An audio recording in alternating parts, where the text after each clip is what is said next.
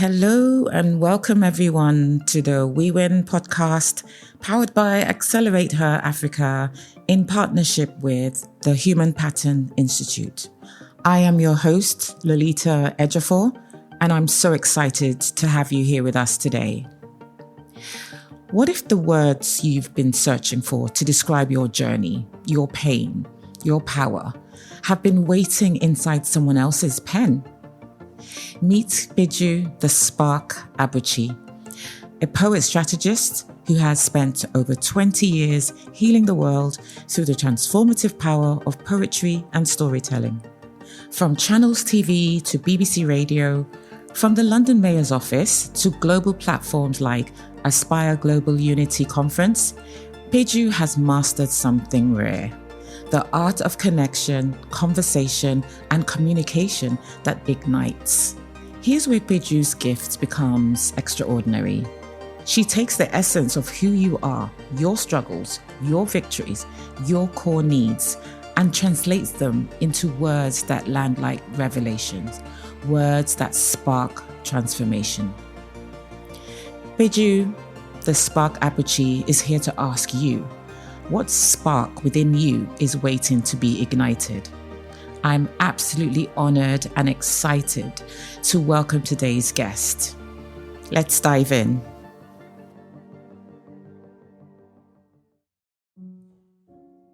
Peju, oh my goodness, I'm so excited to have you here with us today. Our guests are in for a treat. Thank you, Lolita. It's lovely to be with you.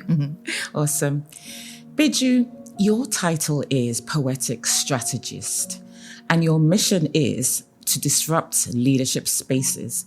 This is a fascinating and rare fusion.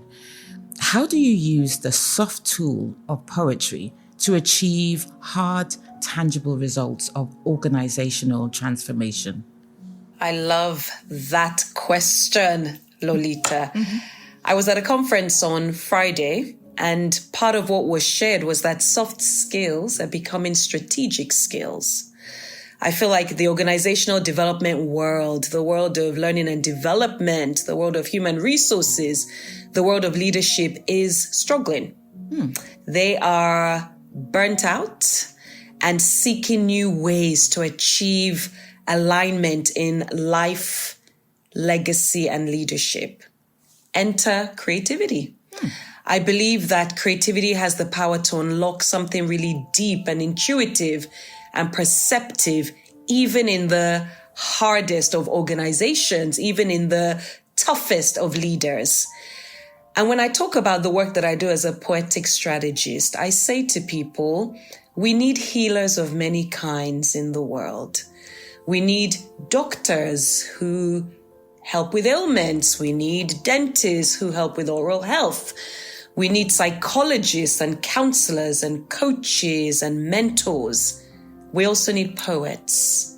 For me, poetry is healing. Traditionally, the role of a poet was to bring healing through words. And so as a poetic strategist, I like to positively disrupt leadership spaces by saying words have the power to heal or to kill. Words have the power to build up or to tear down. So by freeing the best of people's words within them, you're igniting a spark that helps them to infuse better, bigger, bolder in your organization, which means in society, which means win-win for you, for your people, for the world. Why not? Absolutely. Even as you're speaking to me, I do get a sense of healing.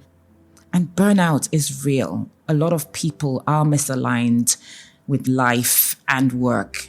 And so poetry, as a positive reinforcement, helps to frame words that give life and ignite as opposed to drain. So we need more of that. We do. And I think that there's something about poetry that's memorable. So when I talk to people who are bringing in external speakers, I say, I think your people are tired of the same old, the same old staff away day, the same old staff gathering and meeting. Infuse something memorable, infuse a little bit of magic. That's where poetry meets leadership. And that's where the magic happens. It is. In an interview, you said the inspiration for your book was pain. The pain of seeing negative words break up relationships and hold people back from their potential. As a therapeutic wordsmith, can you talk about your core philosophy that by changing our language, we can craft a different reality? Oh, yes. I was born and raised in Nigeria. I am proudly Nigerian. And growing up, I remember this calling out with young people where the elders among us would say, be careful what you say. Your words have power. Be careful what you say. It can happen. And that stayed with me. Long after moving to the UK and just getting this sense through my work as an educator and my work with female leaders in mentoring spaces, that actually words were being used as weapons against ourselves. So with a young person saying to me, oh, miss, I can't do it, I'm stupid. And feeling like that language was normal. Or a woman, a female leader saying, I'm not able to reach my potential. I'm too fat. Wow. I'm too ugly. My marriage will never work out. My husband's a fool. He's a doofus. And I remember this aha moment where I pondered and observed, and I was in this space of wondering what needs to shift. And I remember feeling like your situation might not change overnight, but if the words you use to describe your situation change, there will be a shift. So what I'm bringing to this space is the power of the spoken word. If your words are not going to aid goodness and unleash kindness to the other, to organizations, to your family, even to yourself, do not utter a word. Feel free. You have permission to be silent. Because mark my words, when you use words as weapons, you truly get hurt. You know what comes to mind? Proverbs 18:21. The tongue has a power of life and death, and those who love it will eat its fruits. So, you know, what you just said about people talking themselves into destruction is very, very true. But if you talk life, you will see life, you will enjoy life. I'm fascinated by how someone who wields words so powerfully found her own voice. You've described yourself as a shy child and said that for you, writing was an escape. Can you talk about the early journey of finding your voice in private journals, long before you ever took it public? Yes, writing for me as a young girl, I describe myself as a shy child, and now people hear that and they're like, Peju, no way. And I'm like, yes way. I was shy as a child. I have a vivid memory of hiding behind my father's legs when we were at an event and just feeling like, please don't introduce me to anybody else. I just want to be safe and hidden here. I'm one of 6 children. I am number 5. And we come from a loud, bold household where we were encouraged to speak. And we were encouraged to use our voice. We were encouraged to argue, to get our point across. But being quite shy, I always felt like my words were swallowed up in insecurity, in the hierarchy of respect. Well, it's not your turn yet. Wait for your older sister to speak. Wait for your older brother to speak. And I guess my people-pleasing nature led to me just agreeing. Okay, if this older person has said this, okay, why waste time arguing or getting my point across? Because I'm also a conflict avoider. I want peace. So somebody's spoken before me. Okay, yeah, somebody's spoken. But I received an invitation through journaling to be fiercely truthful. And that was about the heartbreak that I received from boys who did not reciprocate my love. Or that was from connecting to pain in my life as a teenager. That teenage season of life is fraught with frustration and finding yourself. And I began to love escaping into writing to find my authentic self, to write out the truth of heartache and joy and pain and desire and vision for my life, where when I tried to say it out loud, people would be like, oh, please, you're too romantic, or oh, please, you're too positive. Nah. And I just decided, well, if I'm going to get this pushback, my journals never pushed back. They invited more, write more, say more. They were that friend who accepted everything and didn't see a need to criticize, but to accept. And the more I felt accepted on the pages of paper, the more it became evident to me that permission to speak up, to shape things, to show up, shake things up, permission is not externally granted, it's internally downloaded. 100%. As someone who never used to journal, I've started journaling now. It is a safe space for you to pen your thoughts and those fears and be your authentic self, as you mentioned. I think what you've just said also will be helpful for any teenagers listening who are confused and dealing with a lot of things, a lot of pushback, a lot of power that they expect the world to give them, for them to journal and write things down and be authentic with themselves. So thank you for sharing that. A core theme of this podcast is the power of sponsorship and women opening doors for each other. But you shared a story that really stuck with me. When you were trying to get your book published, you knocked on doors that possibly could have been opened a bit wider and didn't. This introduces a really important tension. Before we explore what came from that, can you take us back to that moment? How did you process that initial feeling of discouragement when the support you were hoping for just wasn't there?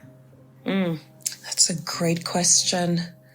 I'm going to start by saying women need to be really honest with ourselves first and then with each other. Women love to talk about unity and sisterhood, and let me adjust your crown as a fellow queen.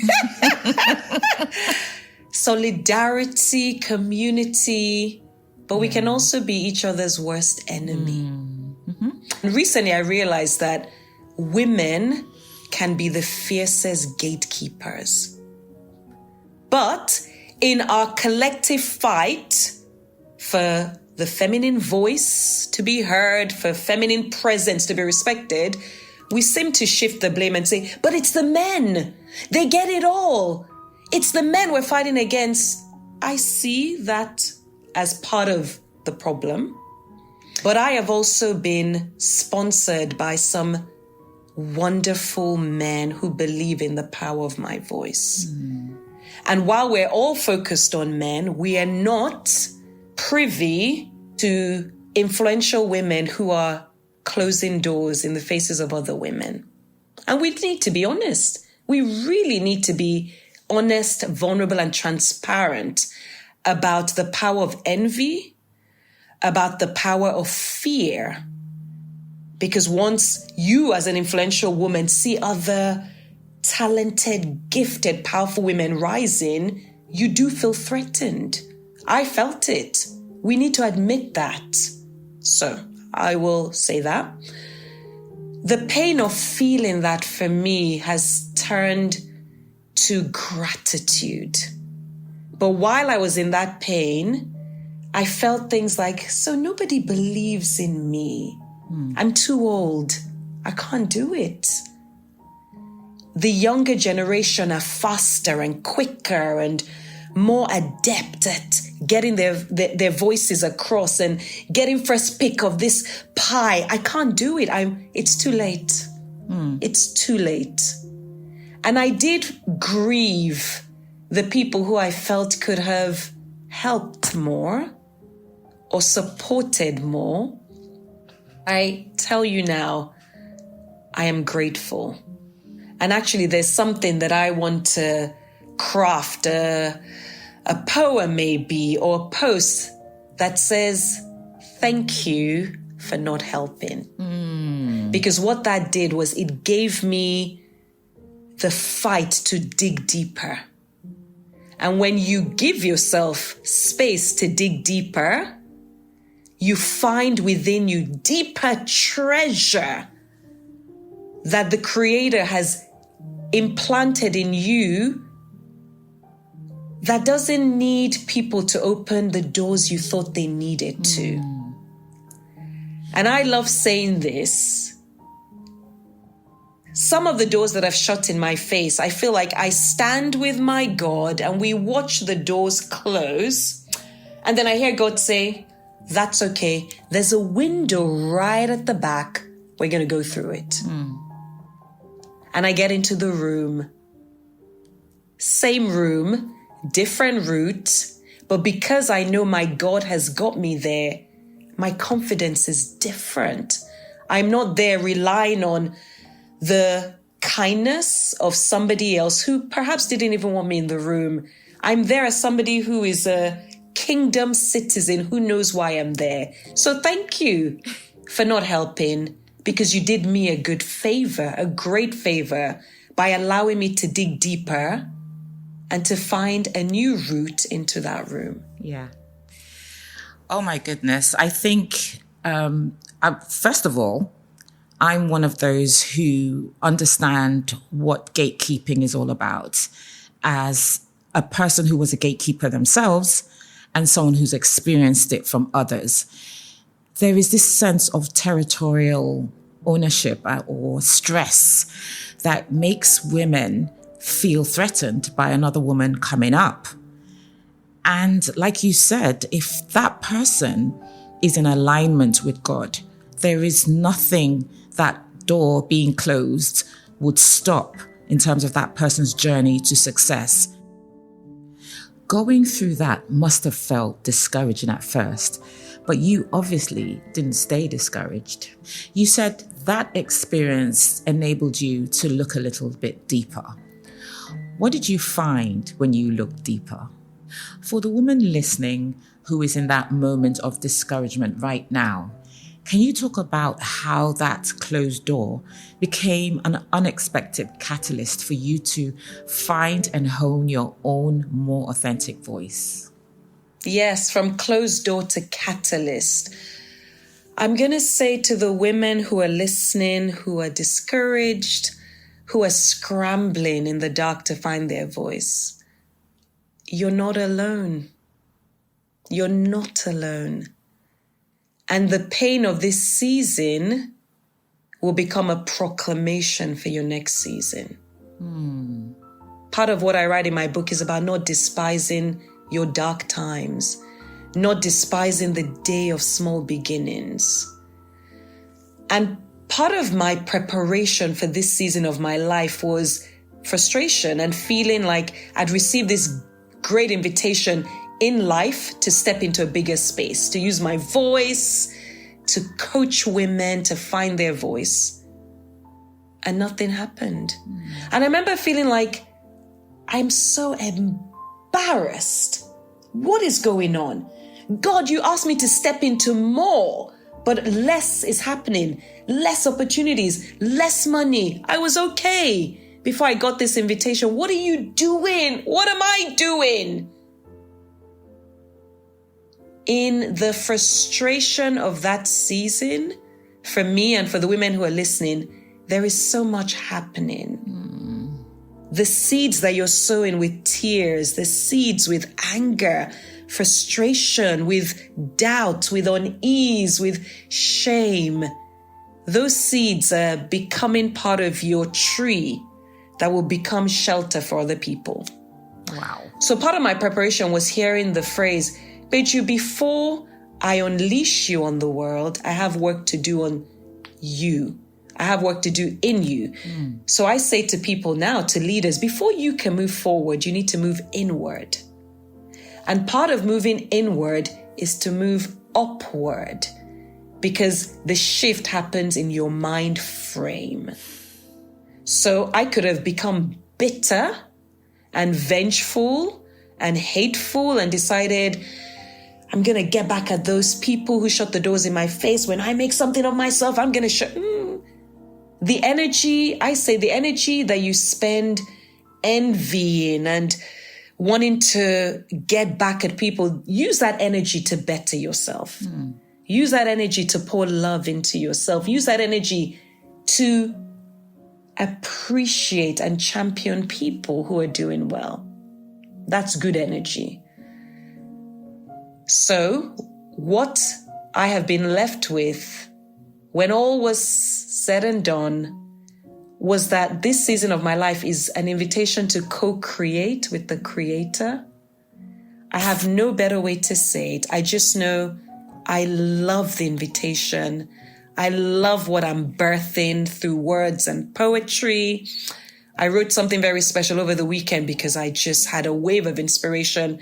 I wrote my manifesto as a mom.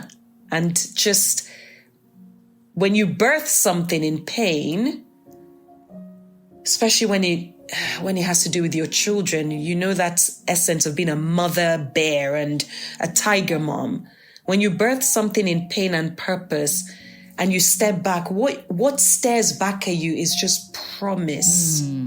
Promise that good times are still ahead. They're here and they're still coming. So don't give up. Wow, you just took me on a lovely journey there. I think what I held on to was seed. You planted that seed. That seed is hope. It's not just about you, but it's what God has given to you to fulfill. And so when we're waiting, we should understand our strength is being renewed as we wait and not be filled with bitterness and anger, which we take out on others as well.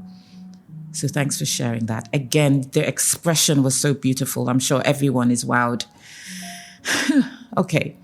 That journey from a shy child finding her voice in journals to an author who had to self-publish to be heard is so powerful.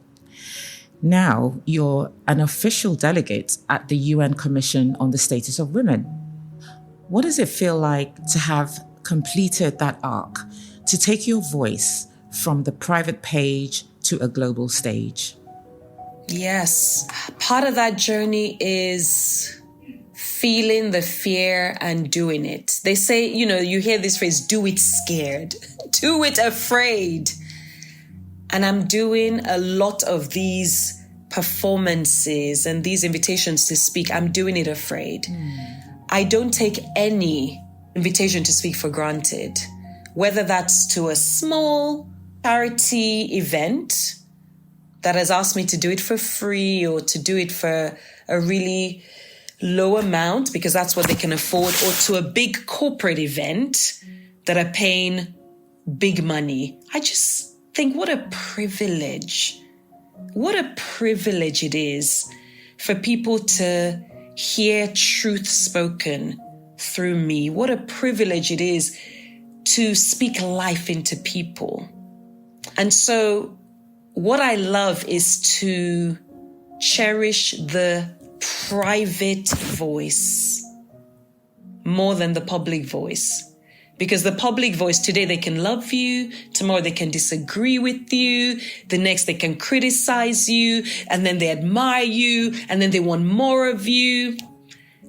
For me, the private voice is where I get my most confirmation that this is my calling. This is my calling. It's where I do my preparation, because again, if I started to take this for granted, I'd just be telling myself, I can do this. I just need to rock up on stage and no. I have a gig I'm preparing for on Wednesday. In the shower this morning, I was practicing. This morning, as I woke up, I was being given words, phrase it this way. This is how you end it. I just think it's an honor to grow in your craft. And part of growing is allow your preparation to be as excellent as your delivery. Right. Because people are counting on you. People have paid money for you. People have taken time to be seated there to hear you. It is a privilege that I don't take for granted. I can see that. I mean, anyone who has the opportunity to hear you speak would know that you're coming from a place of introspection. You've also recently become the Director of Storytelling and Engagement for Core Leaders International.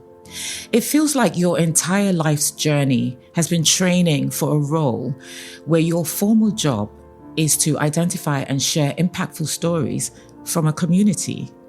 How does it feel to have your personal, hard-won skill become your professional mission? It is exciting. Life is meant to be exciting. And every growth spurt, we know children and babies go through growth spurts, and there's a period of marvel where you're like, wow, from crawling to walking to jumping to running. I feel like as adults, we need to celebrate our growth spurts. So for me, this role as Director of Core Storytelling and Engagement at Core Leaders International is confirmation. By that, I mean, I can't remember the man who said, we live life forwards, but we reflect backwards. When I talk to young people, I say to them, reflection is not a luxury, it's a necessity. In this fast-paced world of AI and ChatGPT and instant, a lot of young people are not taking the time to pause, to reflect. And dare I say, a lot of adults are not either. It's on to the next thing. There is power in the pause. And in that pause, you reflect. And as you reflect, you're given the gift of gratitude, where you can look back and say, that makes sense. Those dots, yeah. And so for me, this role helps me to reflect to 3 years ago when I got that invitation to step into more, and I did it scared. And the invitation was, Peju, what makes your soul sing? And I was like, I know it, but I'm scared I can't do it. Now the reflection is, wow. For such a time as this, I had to have said yes. I'm so glad I said yes. I have been growing into a season of, now here I am. And the power of reflection is it gives you vision. You cast vision. Part of the poem that I crafted on at the weekend, I'm sitting there thinking, where might I be invited to perform this poem? World stage, United Nations, I'm coming. That's wonderful. I just love how you have proclaimed where you're going to perform next. And the gratitude comes from your self-reflection and understanding what you've achieved and how far you've come. And it's such a great way to position life and everything we do. Okay, that mission to empower others has been a long time theme. For 10 years, you ran a mother's empowerment program with the goal of empowering mothers to speak out, reach out, and get out. How much of that work was fueled by your own journey of learning to speak out? I love mothers. I have huge respect for mothers. And I feel with mothers the inadequacy of the understanding of the role and the impact. There's a book that I read when my children were younger, and it talked about the need to care for children, the need to empower and protect children. But then the author went one step backward and said, you need to do the same for the mothers. You need to protect mothers. You need to empower mothers. You need to support mothers. Be a crown and a circle of goodness around mothers. Because if mothers are not well, children are not well. If mothers are not well, they can't impart faith, hope, and love, the greatest of these things to their children. So the leaders of tomorrow, the future for tomorrow is slightly out of shape because the mothers were not well. And so that period of my life was such a stepping stone and a springboard to some of the work and a lot of the work I do now. Me, alongside these women, felt this sense of judgment. Why are you a stay-at-home mom? Why are you taking time out? Oh, good for you. Do you just go out to spas and have coffee all day? Oh, God. And a lot of the judgment was coming from other mothers. Other mothers, sadly enough. And I got this sense that mothers needed to be poured into. I did. I was thirsty, hungry, lonely for this community of empowered mothers. I felt I'd waited quite a while for somebody else to start this platform, and I initiated conversations with older women who didn't want to. It was not their calling at that time. And I felt this sense of, you do it. So I did it. And for me, the premise was, women, you matter. Besides being wives and besides being mothers, you women, you matter. So we explored topics like your gifts matter, your finances matter, your prayer life matters, your friendships matter, your scars matter, your wounds matter. We explored your sexual health matters. We went there. It was amazing.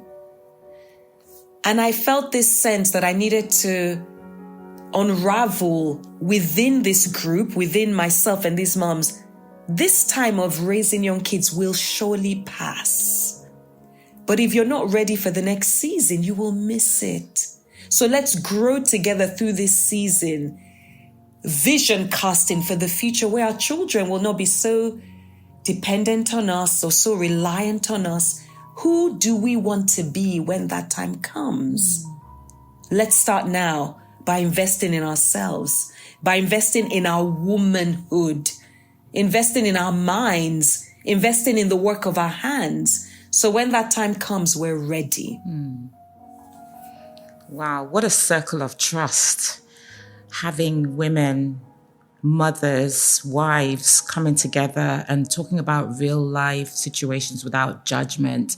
There needs to be more of these so we can appreciate ourselves even more, because the world can be really cold, especially for a mother. It can be very lonely. So things like initiatives like these help us to have a voice and to speak out about our experiences and feel safe again. So Peju, your entire journey of finding your voice culminated in your book, A Poetic Odyssey of Proclamations. As a final gift to our listeners, could you share a short piece from that book? One proclamation that speaks directly to the woman listening who is in the middle of her own battle to find her voice. I would love to. My longest proclamation in this book is on self-love. And I decided that self-love had to be the longest proclamation because we don't talk about it enough. And we pay lip service to self-love. I heard a phrase once which I loved, and it says, women set themselves on fire to keep others warm. We burn ourselves up. We burn ourselves out. We burn ourselves down to keep others warm. And I don't think that is the goal of womanhood or motherhood. So there's a sense of reframing self-love. And when women say to me, I'm a caretaker, I'm the caretaker. I'm the caretaker of everyone in my family, immediate and extended, I say, you're not the caretaker because you don't take care. You are the caregiver. You give care. You give. You're giving care. Giving care to your husband, giving care to your children, giving care to your parents, you're constantly giving. I want you to be the caretaker. There's a reframe. So when women say to me, oh, I find it difficult to ask for help, take care. I find it difficult to make time for myself, and I do too, by the way. Take care. So this is self-love. And for me, self-love supersedes shame, which we so often feel as women, supersedes guilt, which we so often fall into as mothers. Self-love is your love. It's the fullness of giving yourself permission to breathe, to live, to show up, to speak up, to shake things up, to spark things up, to know you matter, your voice matters. How do I love me?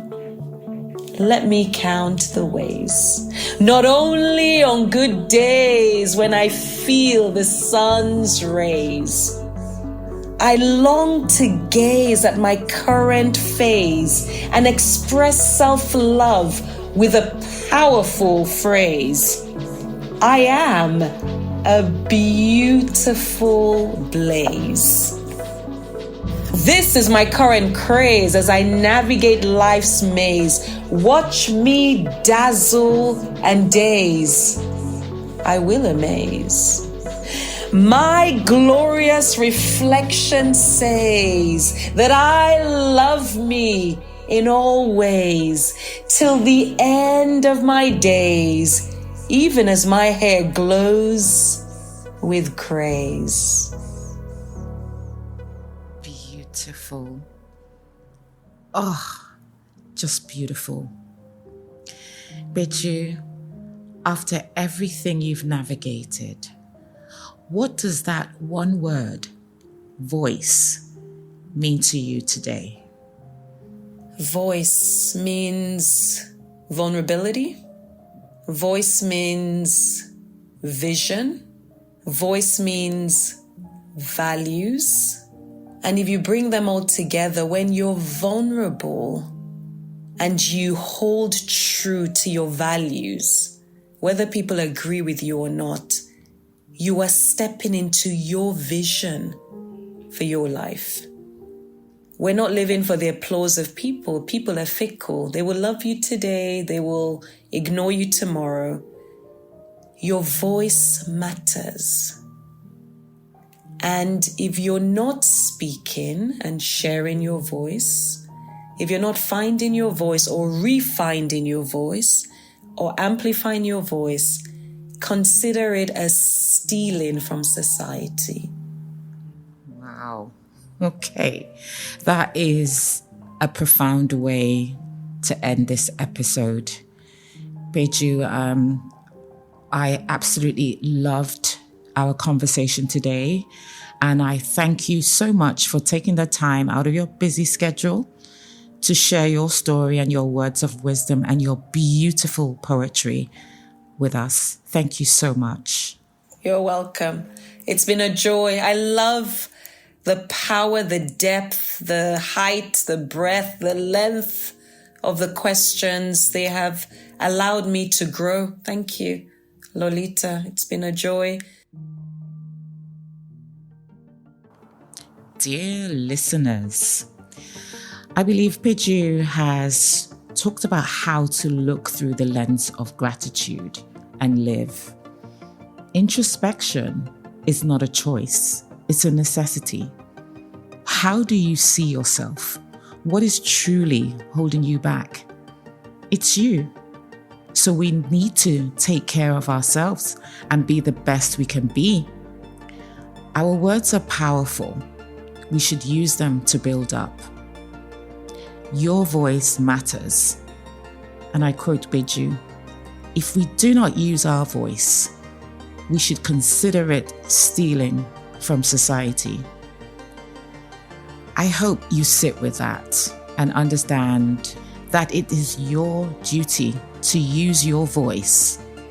The world needs to hear your wisdom accumulated throughout your journey to make it a better place. I'd like to thank you all once again for listening in, and do have a great day filled with gratitude and love.